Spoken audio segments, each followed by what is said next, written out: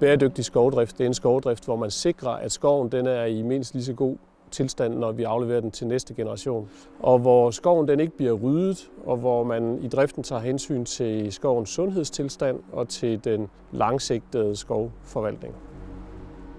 Den første forudsætning for bæredygtighed set fra skovens side, det er selvfølgelig, at arealet det vedvarende får lov til at være skov. Jeg er jo skovrider, fordi jeg elsker skoven. Og jeg synes jo, at det at få lov til at arbejde med noget, hvor vi både arbejder med naturen, med produktionen, med menneskene, og så aflevere noget, som er bedre end det, vi overtog, det er jo et privilegie. Vi står her i et område af skoven, hvor vi har plantet rødgran, og formålet med rødgranen her, det er jo, at det skal blive til tømmerskov, og at træet det skal udnyttes til bygningstræ. Forklaring på, at vi ikke bare bruger den samlede skovproduktion til biomasse, det er simpelthen, at det vil være helt ødelæggende for skovens bundlinje.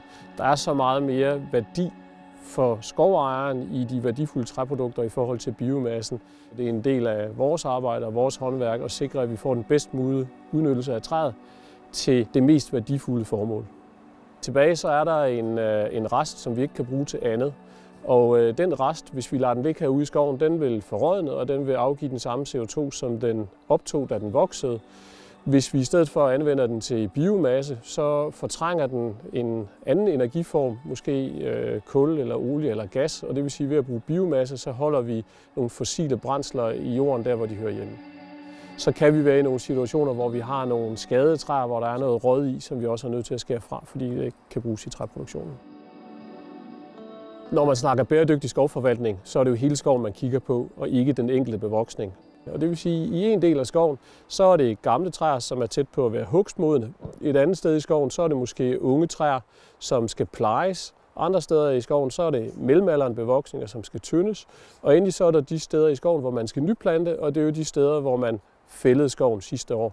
Og i den der mosaik, hvor vi hele tiden har forskellige dele af skoven i forskellige udvikling, der har man den bæredygtige skovforvaltning. Det betyder jo, at den enkelte skov den kan være stabil over en lang tidsserie, fordi den er inddelt i mindre driftsenheder. Så kan der ske noget udskiftning og noget dynamik i hver enkelt driftsenhed, men skovens samlede vedmasseforråd, skovens potentiale til næste generation og skovens klimaeffekt, den hele tiden er stabil eller bliver forbedret. Det er jo smart at lave resttræ til biomasse, fordi vi har altså et relativt sluttet og relativt hurtigt løbende grønt kredsløb, som vi kan bruge til at erstatte det sorte kredsløb. I kraft af forbrænding så kommer der røg op af skorstenen, og røgen den indeholder CO2, som jo bliver frigivet til atmosfæren igen. Nedenfor der står skoven klar til at opsuge den CO2, som er blevet afgivet ved forbrændingen. Og skoven er en effektiv CO2-støvsuger, og når vi kigger på, hvor hurtigt skoven vokser, så er det grønne kredsløb det er sluttet inden for ganske få år.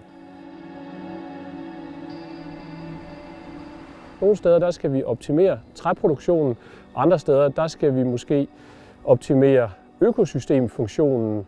Og det kan egentlig betyde, at nogle steder der skal vi slet ikke gøre noget som helst. Der skal vi lade naturen råde og sørge for, at biodiversiteten, som også er trængt, både globalt og i Danmark, den har nogle steder, hvor den kan få lov til at folde sig ud i sin egen ret og med sine egne naturlige processer.